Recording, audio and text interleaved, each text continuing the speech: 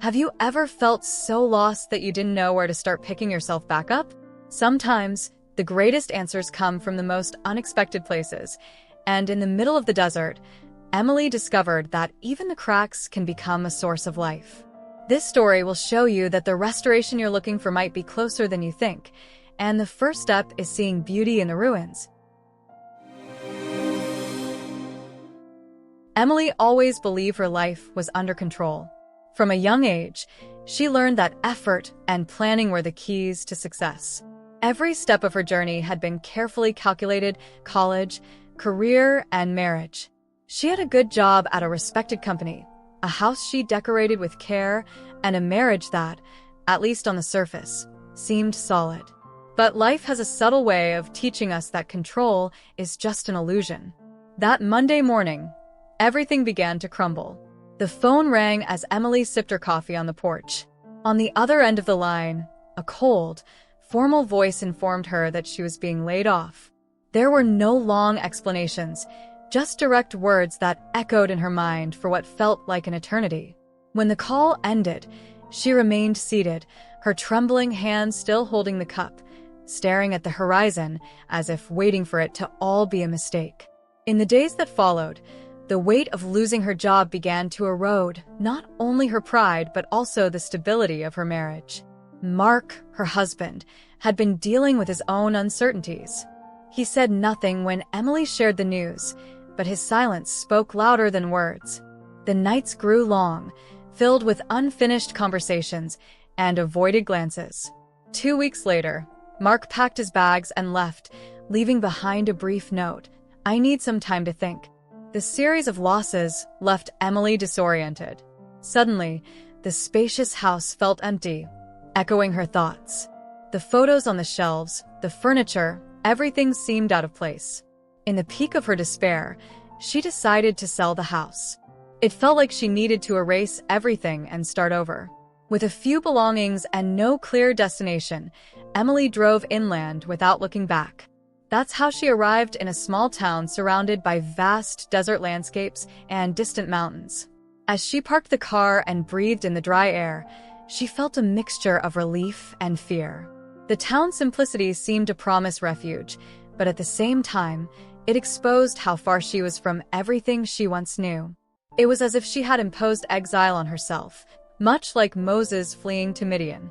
As she walked through the dusty streets, Emily whispered to herself, "Maybe I need some time in the desert to understand what's happening." Emily thought she was running from her problems, but what she didn't know is that the desert was about to reveal much more than just solitude. Sometimes, life leads us to places where we are forced to start over. And the first step toward transformation is accepting the call, even when it comes in the middle of chaos. Emily woke up to the golden sunlight filtering through the thin curtains of the small apartment. The morning heat had already settled in, and the dry air filled every corner. The silence of the desert, instead of calming her, amplified her thoughts.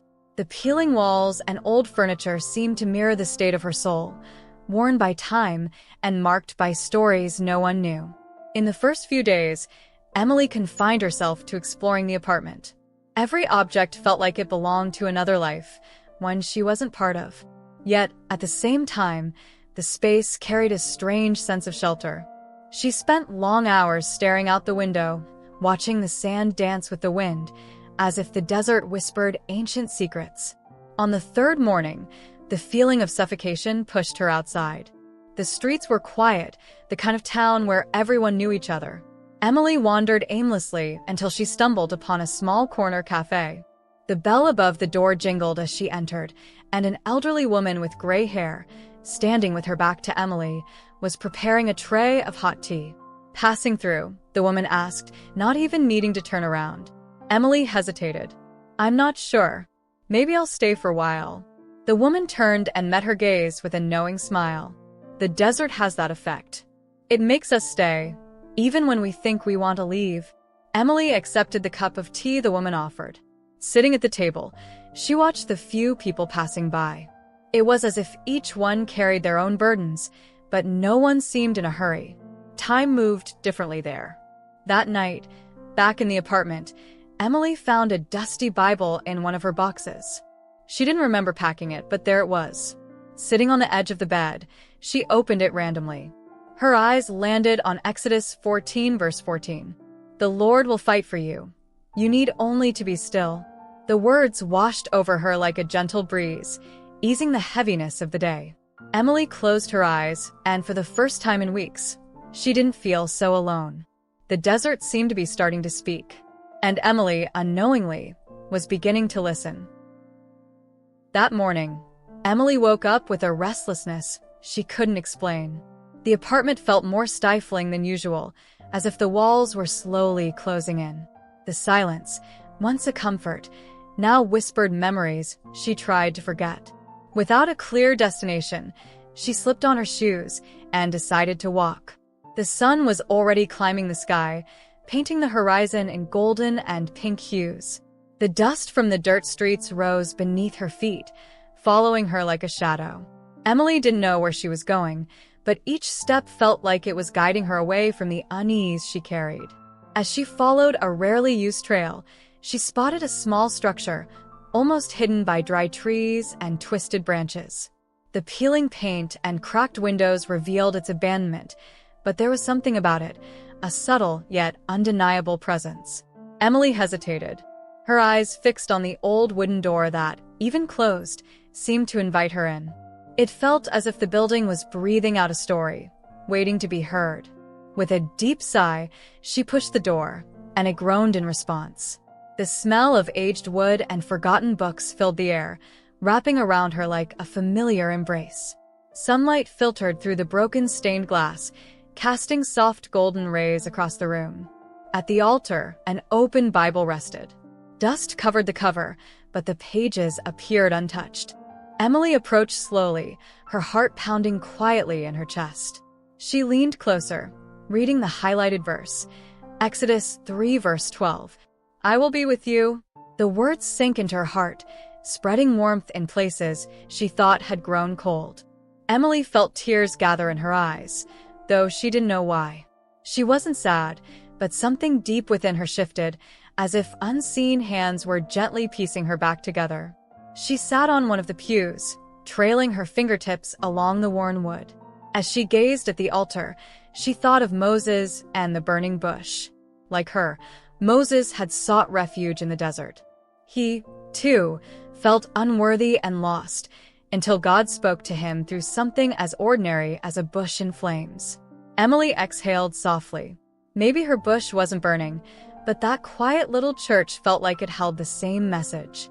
As she sat there, tears began to fall, not from despair, but from release. For the first time in a long while, Emily didn't feel the need to fix everything alone. "Thank you," she whispered. When she stepped outside, the desert wind brushed gently against her face, and for once, it didn't sting. It felt soft, almost like a whisper of reassurance. She glanced back at the church, silently promising to return the next day. Emily descended the trail slowly, but something inside her had shifted. The desert no longer felt empty. Emily began visiting the small church every morning. The once dusty and silent place had become a refuge. As she wiped down pews and organized forgotten books, she felt something shifting inside her. Each word she read seemed to resonate deeply within her soul, bringing a sense of purpose she hadn't felt in a long time. As Emily swept the aisles and brushed cobwebs from the cracked windows, she realized that every act of care seemed to echo within her. As she polished the aged wood of the altar, it felt as though she was tending to her own wounds, the very ones she had ignored for so long. The church was broken, but not abandoned. And in its fragility, Emily saw a clear reflection of herself. On one particularly hot afternoon, as she worked to restore one of the back pews, Emily found an old notebook tucked between loose floorboards. The yellowed pages contained prayers and handwritten notes in shaky but steady script. Those words, filled with faith and struggles, seemed to whisper directly to Emily's heart. "Lord, even when the path ahead closes before me, I know there is an invisible door. Give me strength to find it." She closed the notebook and took a deep breath, as if receiving an invisible embrace. The next day, while gathering shards of glass from a broken window, Emily paused for a moment and looked through the opening. The sun broke through the clouds, casting beams of light that illuminated the altar in an almost divine glow. She realized that just like that cracked glass still allowed the light to shine through, her soul, though broken, was still capable of radiating hope. Emily began smiling more often, feeling gratitude for the small things, and rediscovering a forgotten faith that seemed to bloom alongside every polished pew and every repaired lamp. The church was slowly being reborn, but more than that, Emily was discovering a new version of herself, one that no longer feared the ruins but saw them as places to begin again. The sun was already high when Emily climbed the trail back to the church. She carried a bucket of water and a few cloths in her hands. The small building, though silent, seemed to feel more alive with each visit. Emily noticed how, little by little, the dust gave way to light, and the old temple began to reveal its hidden beauty. As she cleaned the wood of the altar, she noticed a deep crack running through it. She ran her fingers over the rough surface and sighed. There was something about that imperfection that felt familiar, as if it mirrored her own heart. "I'm still broken," she whispered to herself. Her words lingered in the air. The desert heat felt heavier, and Emily felt a fatigue that didn't come from physical labor. It was the weight of memories and doubts she thought she had left behind. She sat down on one of the pews, the bucket of water forgotten at her side. The midday light filtered through the stained glass, creating bright patterns on the floor, but Emily's eyes remained fixed on the shadows the altar cast. "Why do I still feel this way?" she murmured. Memories came flooding back: the job loss, Mark's departure, the nights alone in her empty apartment. Emily thought she was healing, but at that moment, it felt as if every piece of pain had resurfaced, all at once. She rose from the pew and walked to the church door, breathing deeply. The desert stretched endlessly before her, vast and silent. Emily stared at the horizon, feeling small beneath its immensity. Then she remembered the story of Moses, the people of Israel, desperate and doubting, questioning God's presence. And in front of a barren rock, Moses struck it and water flowed. "A hard rock, hidden water," she whispered. Emily looked once more at the altar. Perhaps the crack in the wood wasn't a flaw. Perhaps it was a reminder that even through fractures, grace could flow. She stepped forward and touched the crack, closing her eyes. "If there's something hidden within me, Lord, if there's hope beneath these wounds, let it flow." The words left her lips without thought. And in that quiet, vulnerable moment, Emily felt a weight lift, as if the crack in the altar was a reflection of the healing beginning to surface within her heart.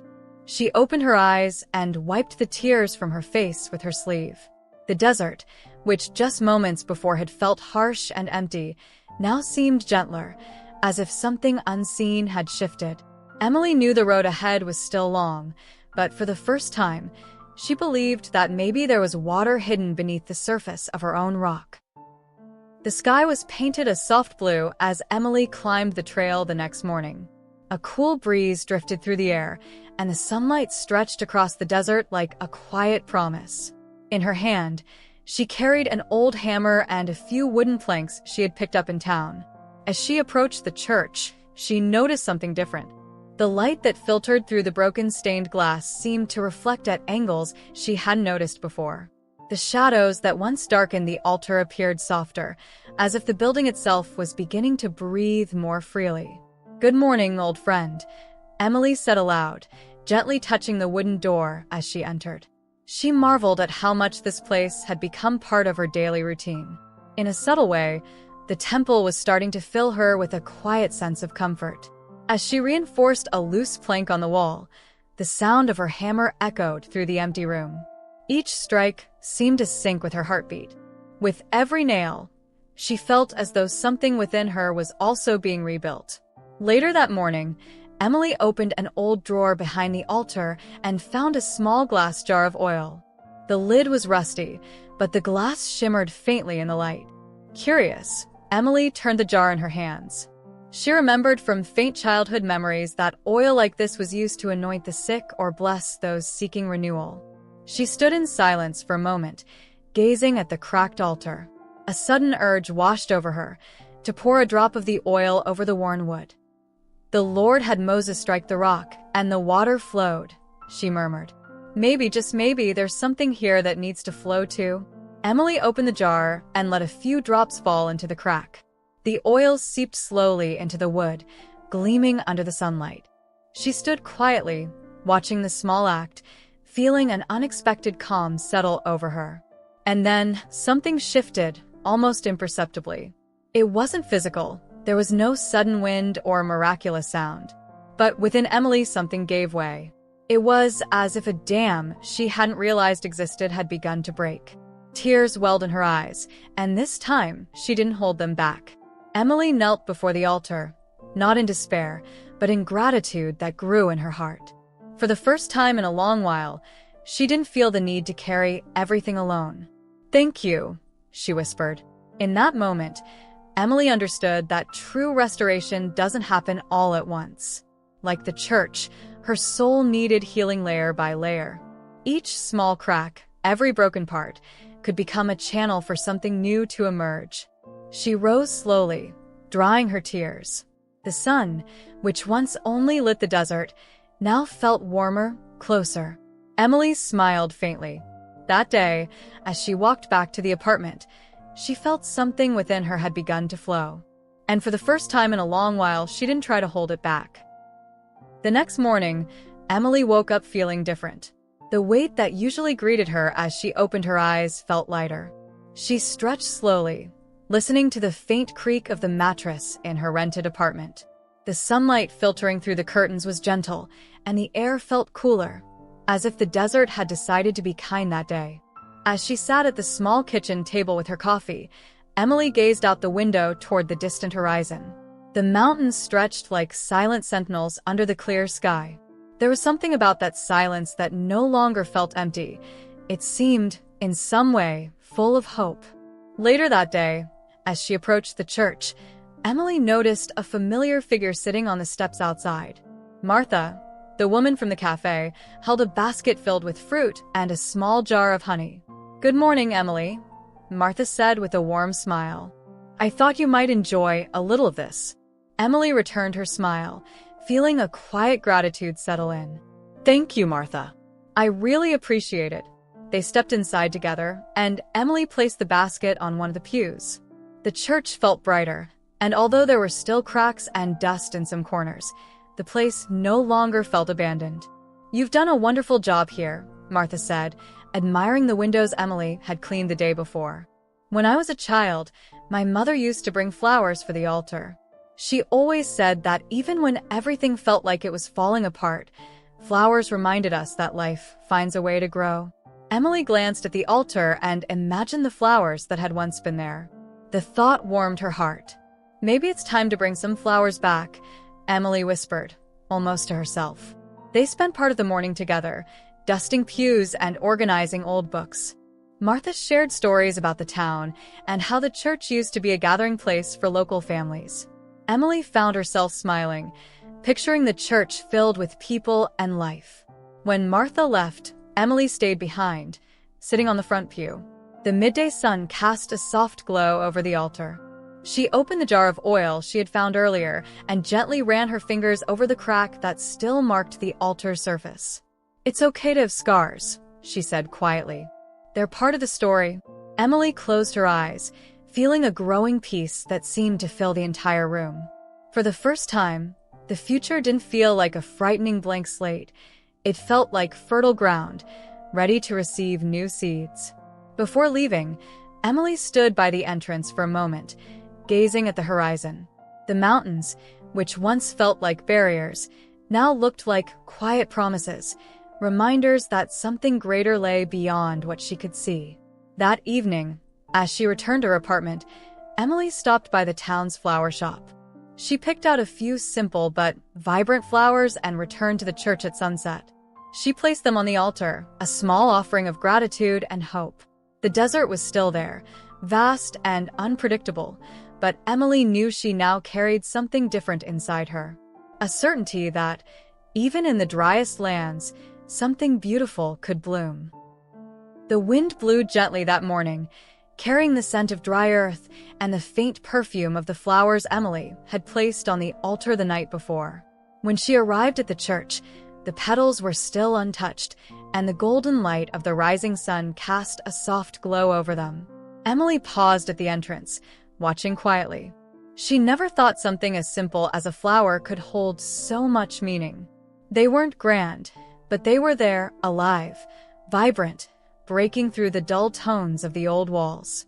And Emily realized that, like those flowers, something small but bright had begun to bloom within her. As she opened the windows to let the fresh air in, she heard footsteps approaching. A young woman, unfamiliar to Emily, stopped hesitantly at the door, holding a small child by the hand. "Can we come in?" the woman asked softly. "Of course," Emily replied with a welcoming nod. The woman stepped inside, her eyes scanning the room with curiosity. "I used to come here when I was younger, but I didn't think this church was still open." "It's not officially open yet," Emily said with a small laugh. "But I suppose, in a way, it never fully closed." The woman nodded, gazing at the altar. "There's a good kind of silence here. I haven't felt that in a long time." Emily watched her for a moment. She recognized that look, the same one she had seen in her own reflection not too long ago. A look that silently asked for something more. "I felt the same way," Emily said, moving toward the altar and sitting down on one of the pews. "Sometimes, silence is the only thing that really speaks to us." The woman sat down next to her while the child quietly played with one of the fallen flowers. "What brought you here today?" Emily asked gently. The woman took a deep breath, as if deciding whether or not to share. "I lost my husband a few months ago. Since then, I've felt lost. I thought maybe coming here would help." Emily felt a familiar ache rise in her chest. She knew that pain. "This place has helped me a lot," Emily replied softly. "I'm not just restoring the church. In many ways, I'm rebuilding myself, too." The woman gave a small nod, her eyes drifting back to the altar. "Do you think there's room for another restoration?" Emily smiled. "There's always room." That morning, the two women sat together in silence, simply sharing the space. Emily realized that, like the flowers, every connection, every shared word, was part of the process of blooming in the desert. Later that afternoon, as Emily locked the church doors, she looked once more at the distant mountains. They still stood tall, firm, and unmoving. But now, Emily saw them differently. They no longer represented distance or isolation. To her, those mountains were reminders. Reminders that even in the harshest landscapes, flowers could bloom, and that faith, once nurtured, always finds a way to grow. Now tell me, what are the broken pieces in your life that you've been avoiding? Will you keep ignoring them? Or is it time to start gathering them piece by piece? If Emily could bloom in the desert, what's stopping you from starting today? I want to know, what's the first step you need to take? Leave a comment below, share this story with someone who needs to hear it, and don't forget to subscribe to the channel and turn on notifications. Together, we'll keep learning and turning the desert into a garden.